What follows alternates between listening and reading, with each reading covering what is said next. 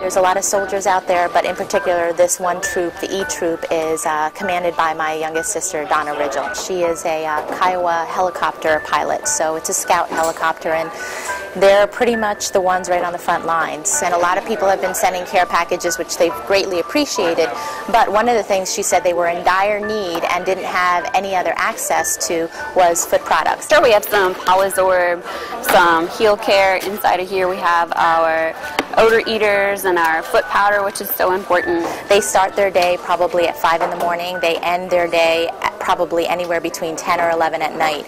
They are in arid weather. They are in 120-degree temperature with combat boots all day long. One of the problems that our troops are facing in Iraq is they're getting blisters in their boots.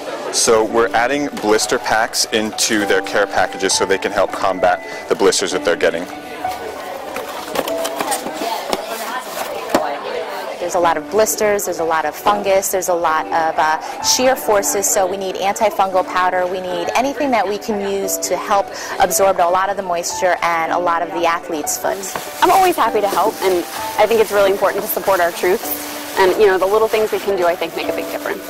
And to see the students just jump on board and say, you know, whatever we can do, whether it be packaging, whether it be asking sponsors, getting things ready. And, you know, right now they're gathering stuff together during their lunchtime. So this is a huge thing to be proud of, both for the students and then for the soldiers. And knowing that they truly need the support is probably what makes this worth it. I think we're looking this as even just the first step, because we want to continue this, get a lot more people involved, and I think everybody is so willing to help that it's been great, even more than we could have imagined. So I think what we're seeing is maybe the tip of an iceberg for a big thing to come. And here at Temple Podiatry, it's been such an honor to be able to pay attention to it and get the resources. There's a lot of different lower extremity and foot problems that soldiers have, but sometimes they're covered up, they're in the combat boots, so nobody's paying attention to it. We just hope for her to come back safe and, you know, her feet doing well. She loves that she serves her country. She has a husband and 2 daughters, and they know that she's doing it for the right reason.